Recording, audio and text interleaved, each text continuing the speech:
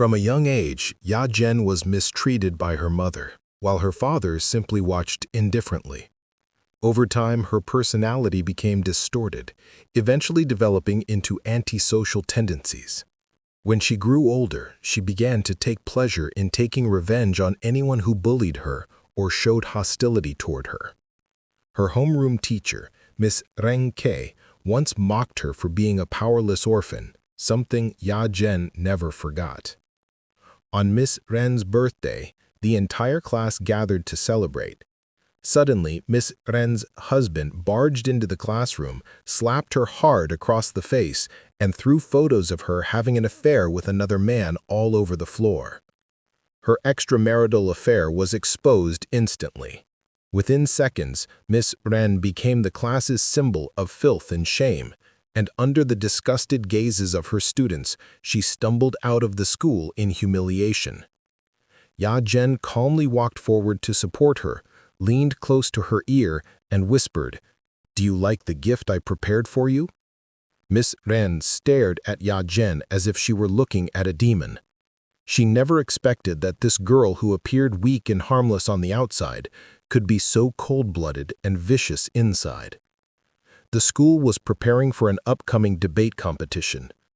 Junrui, one of the top students who had already been selected, volunteered to give his spot to Ya-jen.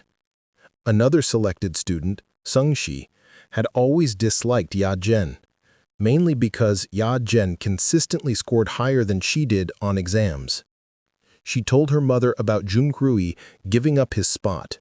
Her mother, leveraging her status as the PTA representative and a monthly donor to the school, promised to take care of Ya-jen.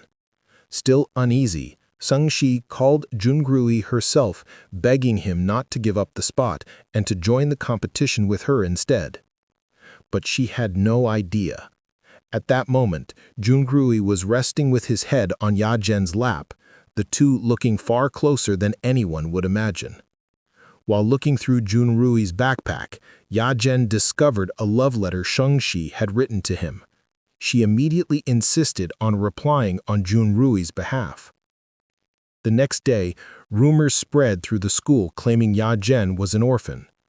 On top of that, the school received complaints from parents saying Ya-jen couldn't cooperate with the debate team. As a result, the school removed her from the competition and reinstated Junrui. When Ya-jen returned to class, Sungshi ran over, mocking her for being kicked out. Ya-jen calmly handed Sungshi a love letter, saying Junrui had asked her to deliver it. Sungshi happily opened it, only to find a message written in red pen. "No one likes you. You're annoying. Stop acting arrogant." Sungshi's face flushed with anger and humiliation. Then the class monitor rushed in, announcing that someone had reported the parents of a participant bribing the judges. Because of this, the school decided to cancel the entire debate competition. Sungshi immediately assumed it was Ya-jen's doing. She compared Ya-jen's handwriting to the red ink message and confirmed the handwriting was identical. Enraged, she grabbed a bucket of water and dumped it on Ya-jen. Soaked from head to toe, Ya-jen returned to the classroom. Junrui hurried over with a towel and personally took her to the infirmary. Ya-jen held onto Junrui's sleeve, looking pitiful, telling him she feared Sungshi might do something even worse. She begged him to protect her. Meanwhile, Sungshi picked up Jai-woo's phone, the class troublemaker. Out of curiosity, she opened it and was shocked to discover that Jai-woo was running an illegal loan sharking operation, and there was a mysterious boss giving him orders from behind the scenes. She reported it to a teacher, causing Jai-woo to be severely reprimanded. When Ya-jen heard about this, she immediately confronted Jai-woo. He assured her he hadn't mentioned her name, explaining the truth. Ya-jen was actually his boss. She had once caught him stealing something in the classroom. Instead of reporting him, she made him work for her. That was how their secret alliance began. Hearing that Jai-woo endured punishment to protect her, Ya-jen hugged him and ordered, "Help me take down Sungshi." Meanwhile, Junrui secretly met Shangxi. He told her the harsh truth. The reply letter was written by Yazhen, and Yazhen actually liked Junrui.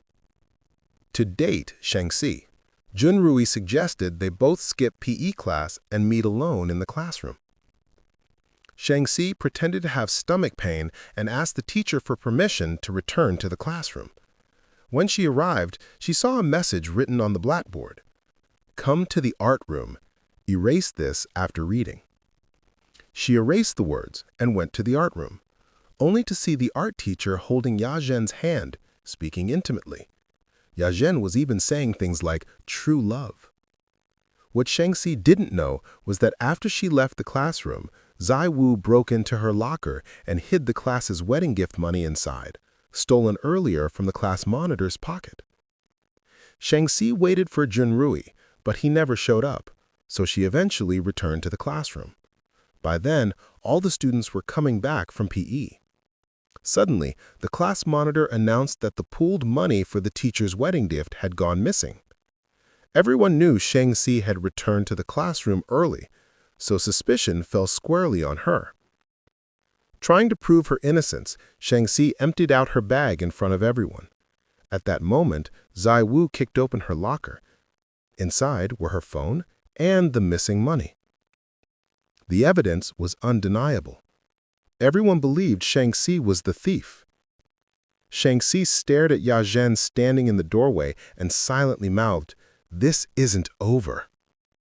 She instantly realized the entire setup was one of Yazhen's traps. Desperate, Shangxi loudly accused Yazhen of being the mastermind behind Zai Wu's loan sharking. She said she personally saw the messages on Zai Wu's phone. But Zai Wu calmly took out his phone and revealed there were no messages from Yazhen at all. He had already deleted them. Cornered, Shangxi tried exposing Yazhen's affair with the art teacher. The moment she finished speaking, the class monitor stormed in and slapped Shangxi hard, because the art teacher was actually the class monitor's fiancé. No one at school knew this. Yazhen only learned it accidentally. Yazhen calmly explained that the art teacher was only concerned about her and had referred her to a counseling center for psychological support. The students immediately turned on Shangxi, accusing her of spreading baseless, malicious rumors. Frustrated and unable to defend herself, Shangxi tried to explain that she returned to the classroom to meet Junrui. But Junrui looked completely innocent and claimed he had been in the equipment room with the PE representative the entire class period. The PE rep even testified for him. Enraged, Shangxi demanded to know why he was doing this to her. Junrui leaned close and whispered, "I warned you not to provoke Yazhen." Shangxi, now punished by the school and socially ruined, walked out in a daze. She swore she would use her rich and powerful parents to retaliate against Yazhen. But Yazhen delivered an even crueler blow. She revealed that the man Ms. Ren, the teacher, had cheated with was Shangxi's own lawyer father. If that scandal came out, Shangxi's father would lose everything, and Shangxi would be known as the daughter of a cheating lawyer and a thief. At the school gate, Shangxi unexpectedly encountered Yazhen's father, who had come looking for his daughter. Seeing his rude manner and aggressive aura, Shangxi deliberately dragged him into the school and loudly announced, "This is Yazhen's father." Yazhen's father began shouting for his daughter, causing a scene. Hearing the chaos, Yazhen rushed over to chase him away. But Junrui got to him first. He handed him some money and begged him not to bother Yazhen again. But Yazhen's father treated her like a money tree. Whenever he needed cash, he would come to her and cause trouble. To punish Shangxi further, Yazhen intentionally dropped Shangxi's notebook in front of everyone. Inside, Shangxi had classified her classmates into different tiers and written insulting remarks about many of them.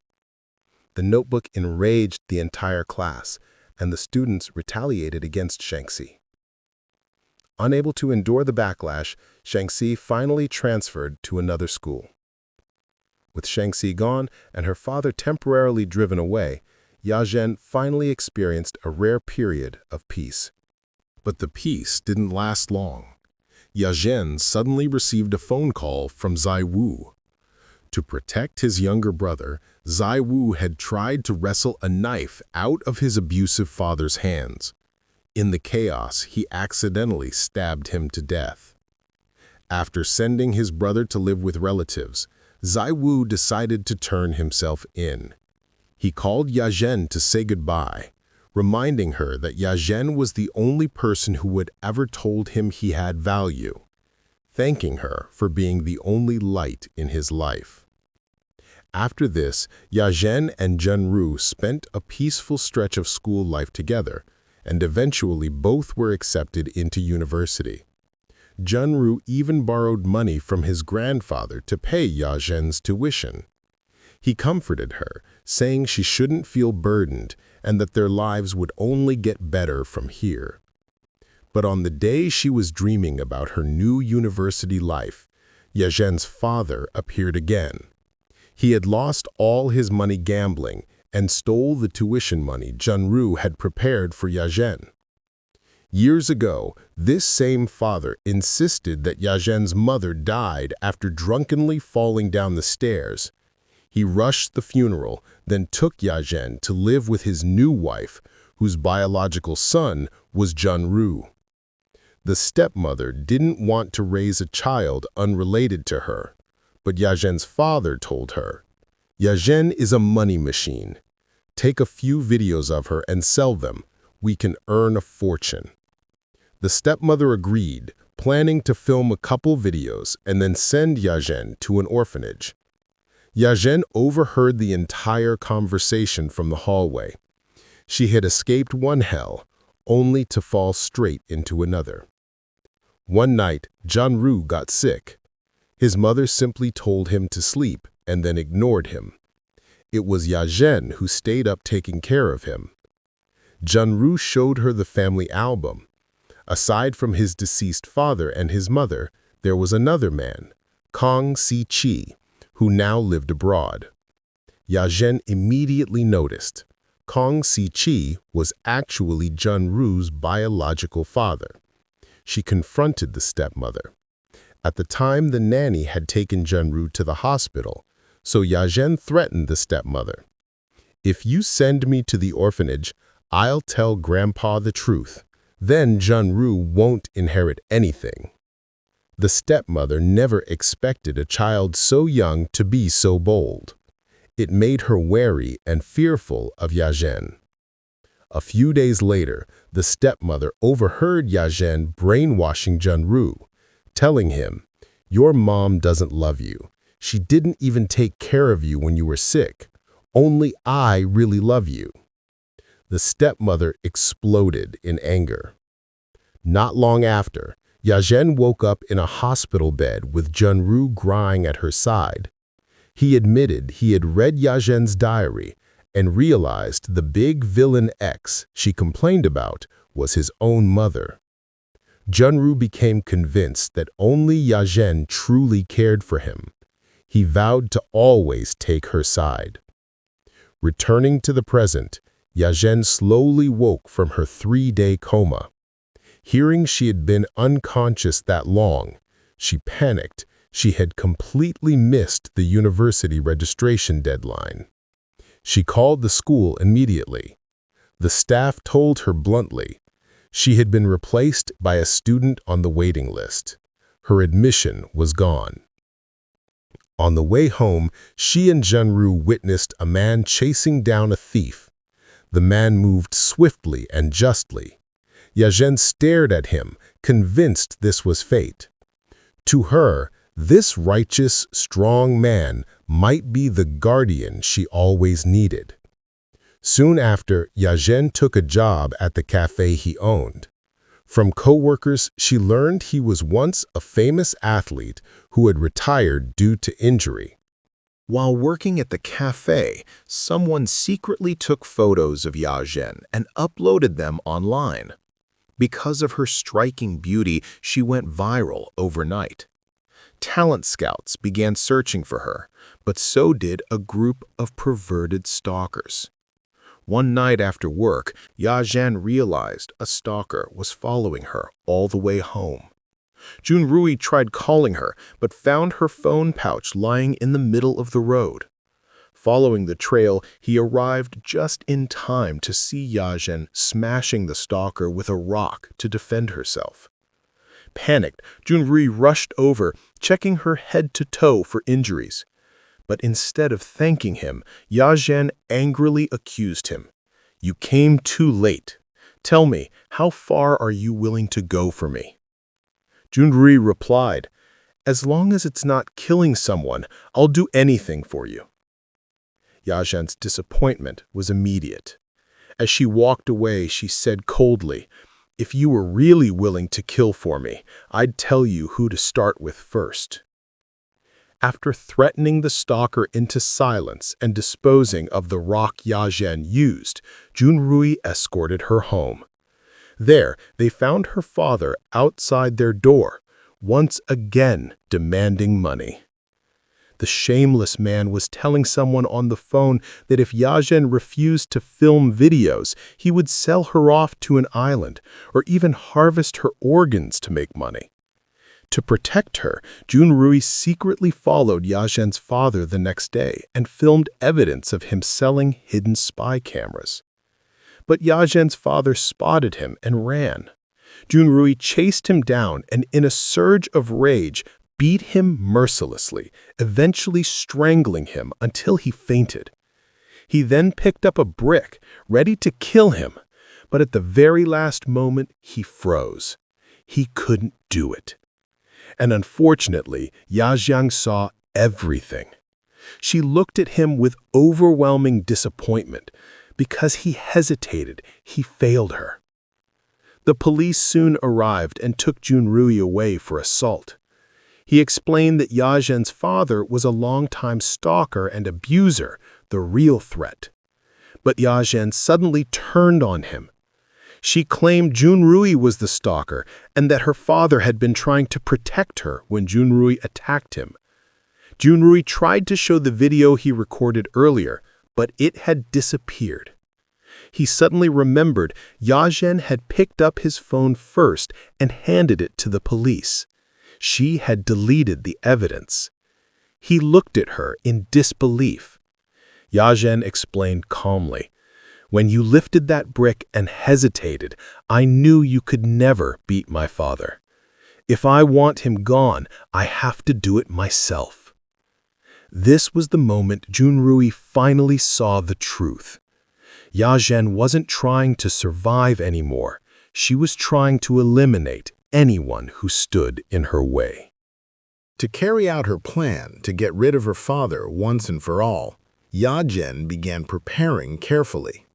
She drew fake wounds on her forehead, stuck on scab-like patches, and made herself look injured. When her boss, the former athlete, saw the injuries, he immediately asked what had happened. Yajian lied and said she had been attacked again by the stalker. The kind-hearted boss, worried about her safety, insisted on driving her home that night. At her door, they spotted a package. Inside was a dead rat, meant to frighten her. Just then, the boss saw someone lurking in the shadows, the same stalker. He chased after him, but failed to catch him. Returning to the house, he took a baseball bat from his car and placed it by Yajian's door. Use this to protect yourself. Everything was moving exactly according to Yajian's plan. She then texted her father, "Come tomorrow at 8 p.m. I'll give you money."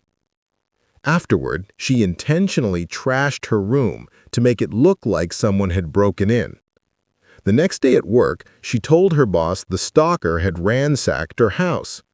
Frightened for her safety, the boss urged her not to go home. "Stay at my place tonight. I'll sleep at a friend's house." He put her in a taxi and sent her away, but Yajian secretly messaged him again, saying she needed to return home for some things. When she arrived home, her father was already inside. Uncharacteristically gentle, he talked about family affection and even brought up an old memory, how he once wanted to buy a hat after she grew up. Then he placed a wool hat on her head, one almost identical to the one worn by the stalker. Under his urging, Ya-Jen handed him a bag of money, but inside was nothing but fake paper slips. Infuriated, her father exploded with rage. Ya-Jen immediately dialed her boss's number. He heard violent thuds and Ya-Jen's cries for help. Panicking, he rushed straight to her home. When he arrived, a fight broke out. Her father slashed the boss's face with scissors. The boss, in reflexive fear and anger, grabbed the baseball bat and knocked Ya-Jen's father to the ground. The moment he realized what he had done, the boss panicked and fled the scene. As soon as he disappeared down the stairs, Ya-Jen picked up the bat and brutally struck her father again and again, finishing what the boss couldn't. After killing him, she stood drenched in blood, as if she had walked straight out of hell. She called the police herself. When the police arrived, they arrested the boss as the primary suspect. The boss testified, "A man in a wool hat had been stalking Ya-Jen. When I saw the hat on the man that night, I thought he was the stalker and hit him." Ya-Jen pretended to be devastated and told him, "That wasn't the stalker, that was my father." She begged him to go home and not get involved. Confused and frightened, the boss actually listened. When he left, Ya-Jen pulled the wool hat off her father's head and threw it, along with the bloody scissors, into the toilet, flushing them away. When questioned, she claimed her father had never worn a hat. The police then pointed out a discrepancy. Her father died between 9 and 10 p.m., but she called the police at 3 a.m. Ya-Jen calmly replied, "He knocked me unconscious. I woke up at 3 a.m. and called immediately and then passed out again." As the officer stepped outside to take a call from the boss's manager, Ya-Jen sensed something was wrong. She pressed her ear to the door and overheard. The manager was bribing the officer to pin all charges on Ya-Jen to protect the boss. Ya-Jen immediately recorded the conversation, then secretly filmed the officer accepting the bribe in the hospital parking lot. Later, she asked a female officer to check her phone, using menstrual cramps as an excuse to request the restroom. The female officer found the bribery evidence and reported it. The corrupt officer barely escaped punishment by hiding bribe money inside a crate of drinks, fooling the auditors. The next day, he returned to the crime scene. Just when the corrupt officer was ready to charge Ya-Jen with murder, Jun-Rui suddenly appeared at the police station and confessed, "I killed Ya-Jen's father." He claimed that on the night of the incident, he went to Ya-Jen's home and saw her lying dizzy on the floor, while her father was already dead. To protect Ya-Jen, Jun-Rui said he cleaned the floating fibers and evidence from the toilet, wiped the floor, removed Ya-Jen's fingerprints from the baseball bat, added his own fingerprints on the bat, went to the motel where Ya-Jen's father lived, deliberately acted like he was searching for the father to settle a score, created a fake trail so all suspicion would fall on himself. But the police quickly saw the flaws in his story. They exposed the truth. Jun-Rui had staged everything to take the blame for Ya-Jen. Realizing he had no more tricks left, Jun-Rui snapped. In desperation and panic, he grabbed a police officer by the neck, crying hysterically, "Ya-Jen has suffered enough. Please don't put this on her." The officer pushed him off and said coldly, "We have evidence. Ya-Jen used the boss to kill her father. Even if she didn't swing the bat, this is still a major crime." Junrui screamed back that Ya-Jen would never do something like that. But deep down, even he could feel the truth creeping in. To get Junrui released, and to clear her own name, Ya-Jen agreed to sign with the entertainment company that had been courting her. The company's director, Director Shu, used his influence to shift all blame onto the boss. In the end, the official ruling declared, the boss killed Ya-Jen's father by accident with a baseball bat. But Director Shu demanded one condition in return. You must never see Junrui again. He wanted to turn Ya-Jen into an international superstar, and he didn't want Junrui ruining her clean public image or exposing her dark past. Ya-Jen went to see Junrui one last time. Junrui, devastated, confronted her. How could you frame the boss? He only wanted to help you. Ya-Jen's expression hardened as she shot back, I don't pity anyone. I only pity myself, because I've never lived normally, not for a single day. She continued, I will climb as high as I can.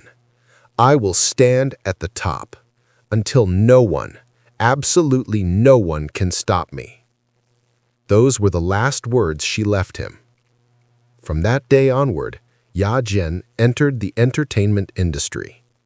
Within a few years, she transformed from a nobody into one of the most popular top-tier celebrities. Meanwhile, in prison, the boss watched television and saw Ya-Jen playing a saintly nun in a drama. He stared at her familiar face with a mix of anger, heartbreak, and disbelief. He finally understood. He had been nothing more than a pawn in her plan. All right, that's all for today. Don't forget to like, comment, share with friends, and subscribe to the channel. I will be back with the rest of the story soon.